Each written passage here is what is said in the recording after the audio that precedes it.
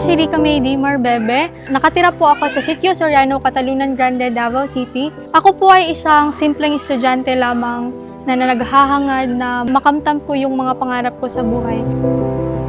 Yung trabaho po ng aking mga magulang ay yung papa ko po ay nasa tindahan ng motor parts at yung mama ko naman po ay nasa bahay lang nag-aalaga po ng aking kapatid na may special needs at may munti rin po kaming tindahan na sari-sari store.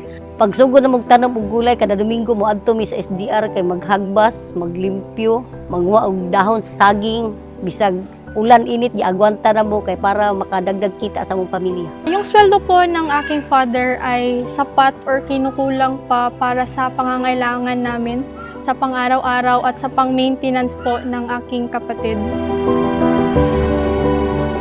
Noong December 2019, hindi po namin alam bakit hindi po siya nagsasalita. And suddenly po, minutes later, nagsi-seizure na po siya. Doon ko po naramdaman yung takot na baka mawala po siya kasi hindi po namin siya madala sa ospital.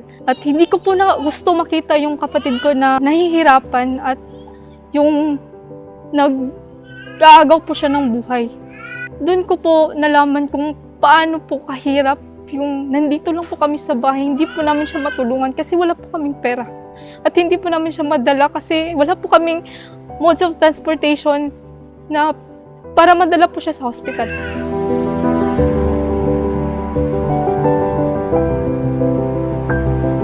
Pagkabalo na mo nga dili siya mo ka-istorya kanang kinamanghuran na mo, anak na kong kinamanghuran, nakabalo nga dili maka-istorya niya tapos dahil sakit sa epilepsy perting hadlukan na mo sir kay perting kay nagproblema mi kung unsa among itambal. Sa bawat hakbang ko po ay na-realize ko po na kung hindi po ako magpapatuloy sa aking paglalakad, hindi po ako makakarating kung saan man ako gustong pumunta. Kaya po nagpupursige po ako palagi kasi gusto ko po ng magandang buhay para sa akin, hindi lang po para sa akin kundi para na rin po sa aking pamilya. Nung time na nag-chat po sa akin si Ma'am Ling, sinabi niya na approve po yung application ko for scholarship. Tuwang-tuwa po ako noon, sir, kasi finally may opportunity na pong ibibigay sa akin para makapagtapos po ako ng pag-aaral. At sinabihan ko po si Mama noon, sila Papa, at tuwang-tuwa din po sila. Ito na po yung simula para ma-break po yung cycle ng poverty na meron po kami at matulungan ko po sila Mama na mabigyan ng magandang buhay. Nung college ay napagdesisyonan ko na mag-enroll sa BS in Accountancy. Doon ko po na-realize kung gaano ka-broad ang scope ng accountancy, pero pinanindigan ko po yung desisyon ko kasi gusto ko pong makapagtapos ng pag-aaral at gusto ko pong maging certified public accountant. One thing po na naging struggle ko noong pandemic ay yung transition from face-to-face to online setup.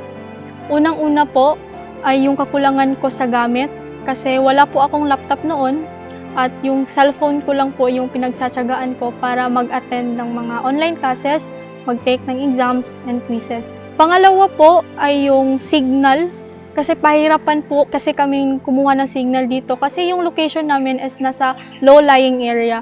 Kaya napakahirap po sa akin, especially nung mga kailangan ko pong umattend ng mga online meetings. Pero hindi ko po siya ginagawang excuse para hindi gawin yung mga dapat kong gawin. Naging resourceful po ako kasi ayoko pong mababa yung grades ko dahil lang po doon sa mga shortcomings po. Pangarap ko po sa magulang ko ay mabigyan po sila ng magandang buhay, yung maginhawang buhay po na hindi po tulad dito. Yung mabigyan ko po ng justice, yung sakripisyo na ibinibigay sa akin ng aking mga magulang at ma-break po yung cycle ng poverty sa aming pamilya. At yun po, yung education ko po, yung naging daan at magiging daan para makamtan ko po yung mga pangarap ko sa sarili ko at sa pamilya ko po. Sa kapatid ko naman po ay gusto ko pong mapagamot yung kapatid ko kasi gusto ko pong mawala yung epilepsy niya kasi napakahirap po para sa amin na makita po siyang ganun. Malaki po yung utang na loob ko sa SM Foundation dahil sila po yung naging daan para makapagtapos ako ng pag-aaral at makamtan ko po yung mga pangarap ko sa buhay. At gusto ko pong magtrabaho sa SM. It's a way of paying back sa kung ano man yung kabutihan na ibinigay nila sa akin. Mga kapwa scholars, be grateful kasi hindi po lahat ng mga estudyante ay nabibigyan ng ganito kagandang opportunity. Kaya in everything that you do in your studies, just give your best kasi it is our way of paying back sa kaanuman yung kabutihan na ibinigay sa atin ng SM Foundation. Nagpasalamat ako og dako sa SM Foundation sa pagtabang sa akong anak sa pag-eskwela sa college hangtod nakahuman sa kursong accountancy. Hinaot pa unta nga daghan pa matabangan sa SM Foundation nga kaparihan namong mga pobre ug kakabos.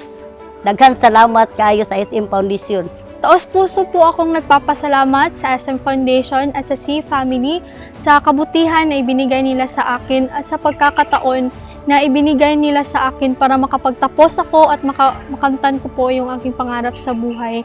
Wala po ako sa posisyon ko ngayon kung hindi po dahil sa inyo. Kaya marami pong salamat. Sana ipagpatuloy niyo po yung mga programa ninyo dahil alam ko po na marami pa po kayong pangarap na matutulungan. God bless you all po and marami pong salamat.